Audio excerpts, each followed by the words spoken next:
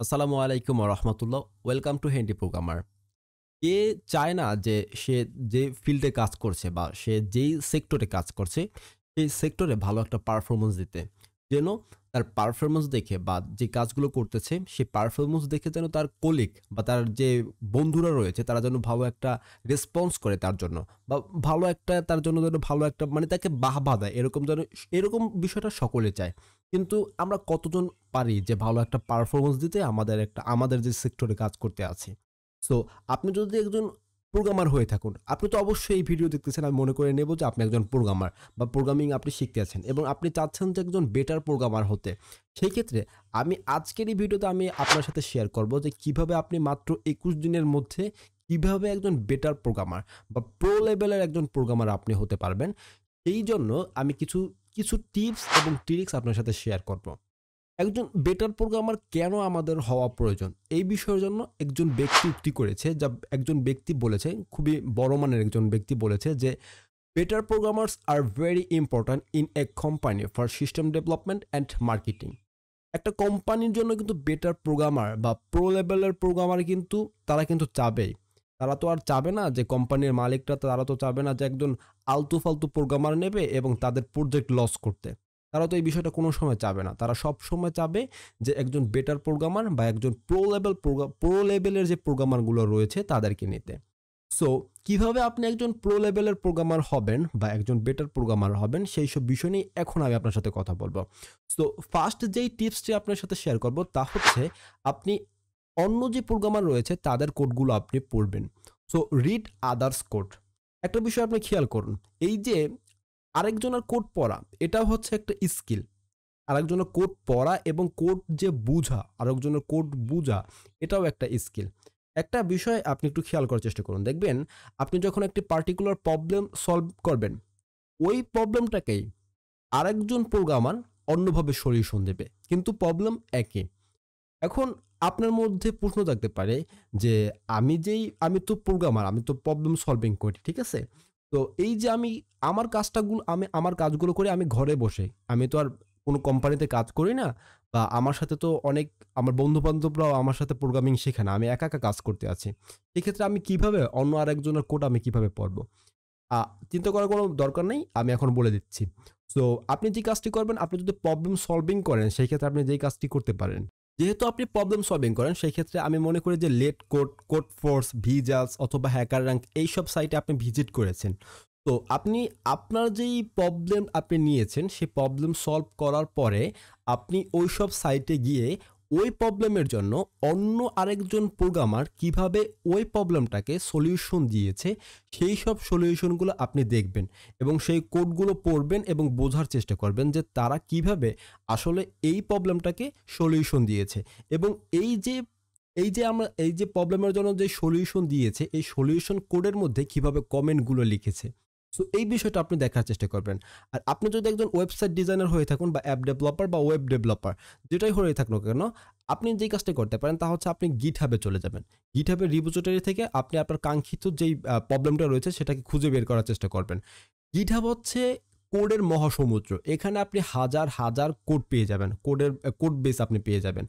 So আপনার first টিপ হচ্ছে আপনি আরেকজন প্রোগ্রামারের কোডগুলো আপনি পড়বেন। যারা বেটার প্রোগ্রামার বা এনি কাইন্ড অফ প্রোগ্রামার থাকতে পারে। আপনি কি করবেন? আরেকজনের কোডগুলোকে আপনি পড়ার চেষ্টা করবেন। এই হচ্ছে টিপস নাম্বার 1। টিপস নাম্বার 2 হচ্ছে যে আপনি কোডগুলোকে কপি এবং পেস্ট মেরে দেবেন না। ওয়েবসাইট ডিজাইন করতেছেন বা অ্যাপ ডিজাইন করতেছেন বা ডেভেলপমেন্ট করতেছেন, আপনি প্রবলেমে পড়েননি এটা আমি বিশ্বাস করি না। পৃথিবীর মধ্যে এমন কোনো ব্যক্তি নেই যারা প্রোগ্রামিং নিয়ে কাজ করে তারা প্রবলেমে পড়েননি। সকলেই পড়েছে। সেই ক্ষেত্রে আমরা প্রবলেমে পড়লে যে কাজটা করি তা হচ্ছে আমরা ডিরেক্টলি ইন্টারনেটে চলে যাই। সেখানে আমাদের প্রবলেম নিয়ে সার্চ করি এবং কোনো না কোনোভাবে আমরা সলিউশন পেয়ে যাই। সো এই ক্ষেত্রে অনেক ব্যক্তিরাই রয়েছে যারা যেই কাজটা করে তা হচ্ছে কপি অ্যান্ড পেস্ট মেরে দেয় এবং তাদের কপি পেস্ট করার পর আসলে কাজটাও করে। কিন্তু এই যে কপি পেস্ট করাটা এটা কিন্তু মারাত্মক একটা সমস্যা তৈরি করবে আপনাকে পরবর্তীতে। কপি পেস্ট করাই হচ্ছে মানে আপনার যে চিন্তা শক্তি এটাকে ক্ষতিগ্রস্ত করা। এটাকে একদম ক্ষতিগ্রস্ত করে ফেলবেন যখন আপনি কপি অ্যান্ড পেস্ট করে দেবেন। আপনি যখন একটা প্রবলেম পড়লেন, দেন আপনি ইন্টারনেটে সার্চ করে সেই প্রবলেমের সলিউশন নিলেন। আবার কিছুদিন পরে আপনি আবার ঐরকম একটা প্রবলেম পড়লেন। আপনি আবার সেই কাজটা করলেন। এটা করলে কি হলো? আপনি চিন্তা শক্তি করলেন না আপনার প্রবলেম যে প্রবলেমটা পেয়েছেন সেই প্রবলেমের জন্য। আপনি যেই কাজটি করতে পারতেন তা হচ্ছে আপনি সলিউশন পেয়েছেন। সো সলিউশন পাওয়ার পরে আপনি সেখান থেকে সলিউশন দেখবেন যে কিভাবে সেই প্রোগ্রামার কিভাবে সলিউশন দিয়েছে। সো দেখার পরে আপনি নিজের মতন কোডগুলো করবেন। দেন আপনি দেখবেন যে মিলতে আছে কিনা। আর যদি নাই মেলে সেক্ষেত্রে অন্য কোনো প্রোগ্রামারের কাছ থেকে আপনি সহযোগিতা নিতে পারেন। কিন্তু আপনি কোনো সময় কপি এবং পেস্ট করে দেবেন না আপনার কোড বেজের মধ্যে বা আপনি যেই কোড বা প্রজেক্টের মধ্যে করতে আছেন। এই গেল টিপস নাম্বার 2, মানে আপনি কোনো সময় কপি এবং পেস্ট করবেন না। টিপস নাম্বার 3 হচ্ছে গুগলিং করা, লার্ন টু গুগল। আমরা আ আমরা যারা প্রোগ্রামার রয়েছি আমাদের বেস্ট ফ্রেন্ড হচ্ছে গুগল। আমরা যদি কোনো স্পেসিফিক প্রবলেমে পড়ি জাস্ট আমরা গুগলে সার্চ করি এবং গুগল থেকে আমরা নিয়ে নিই। গুগলে সার্চ করা সহজ কিন্তু গুগল থেকে যে একটা ভালো রিসোর্স পাওয়া বা ইউজফুল বা বেটার একটা রিসোর্স পাওয়া কিন্তু অনেক কঠিন। ঠিক আছে? আমরা স্পেসিফিক যখন একটা প্রবলেমে পড়ি এবং ওইটা নিয়ে যখন আমরা গুগলে সার্চ দিই তখন কিন্তু হাজার, হাজার যত ওয়েবসাইট রয়েছে সব কিন্তু আমাদের সামনে নিয়ে আসে গুগল। আমরা কিন্তু সেখান থেকেই কিন্তু ভালো একটি রিসোর্স পাই না অনেক সময়। এই যে ভালো একটা রিসোর্স যে পাওয়া, ভালো একটা রিসোর্স গুগল থেকে বের করা এটাও একটা স্কিল। আপনি যদি চান যে গুগল থেকে কিভাবে সহজভাবে আপনার স্পেসিফিক প্রবলেমগুলোকে কিভাবে আপনি পেতে পারেন, এইসব সম্পর্কে যদি টিপস এবং ট্রিক্স যদি আপনি পেতে চান, সেক্ষেত্রে অবশ্যই আপনি এই ভিডিওর কমেন্ট সেকশনে কমেন্ট করে দিতে পারেন। আমি চেষ্টা করব গুগলিং কিভাবে করতে হয়, ভালোভাবে কিভাবে রিসোর্সগুলোকে কিভাবে আপনি পেতে পারেন, সেইসব বিষয় নিয়ে একটা ভিডিও তৈরি করার। সো আমরা বুঝতে পারছি যে গুগলিং করা সহজ, কিন্তু গুগল থেকে ভালো রিসোর্স পাওয়া খুবই কঠিন। সেই ক্ষেত্রে আপনাকে একজন বেটার প্রোগ্রামার হতে হলে আপনাকে মাস্ট বি গুগলিং করতে জানতে হবে।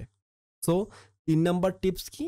লার্ন টু গুগল, মানে গুগল থেকে শিখতে হবে এবং কিভাবে অল্প সময়ের মধ্যে ইউজফুল রিসোর্সগুলো পেতে পারি সেইগুলো আমাদের জানতে হবে।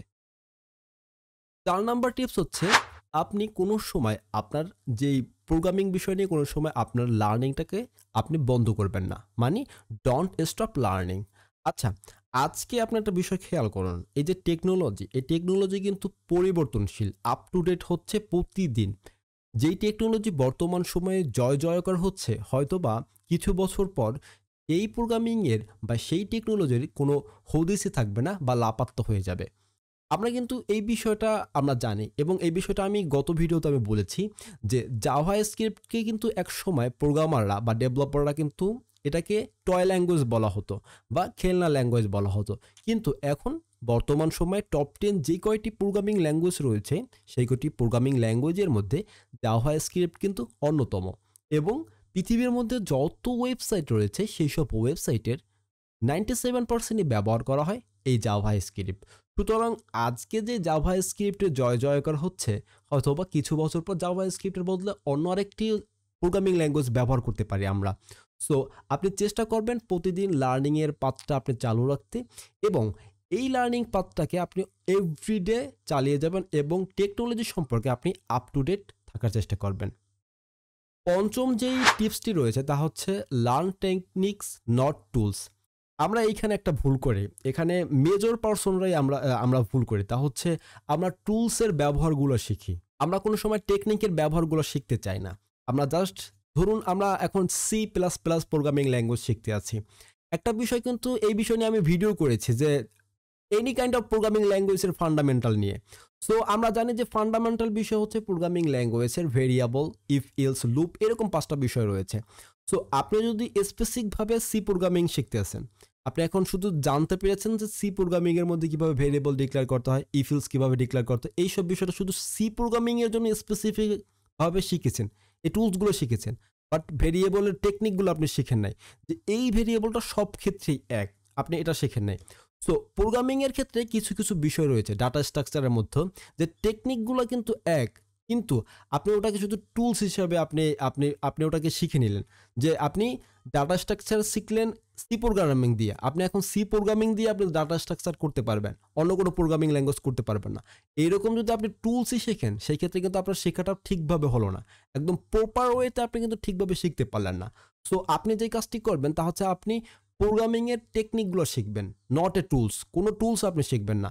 টুলস শেখার জন্য আপনি প্রোগ্রামিং শিখবেন না, টেকনিক শিখবেন যে প্রোগ্রামিংয়ের আসলে আসল বা মূল টেকনিকগুলো কী, এইসব বিষয়গুলোকে আপনি জানার চেষ্টা করুন। সেই ক্ষেত্রে কী হবে, আপনার পরবর্তীতে ঝামেলা পোহাতে হবে না। সো আজকে এই পর্যন্তই, দেখা হচ্ছে পরবর্তী ভিডিওতে। আর আপনার যদি এই ভিডিওটা ভালো লেগে থাকে তাহলে মাস্ট বি চ্যানেলটি সাবস্ক্রাইব করে বেল আইকনটি ক্লিক করে রাখবেন এবং অবশ্যই এই ভিডিওতে আপনার লাইক এবং শেয়ার এবং কমেন্ট করতে ভুলবেন না। আপনার একটি কমেন্ট, মূল্যবান মন্তব্য আমার জন্য খুবই উপকার এবং আমাকে খুব ইন্সপিরেশন দেয়। So thank you, don't worry, programming is fun. আর মাস্ট বি চ্যানেলটি সাবস্ক্রাইব করে বেল আইকনটি ক্লিক করে রাখুন।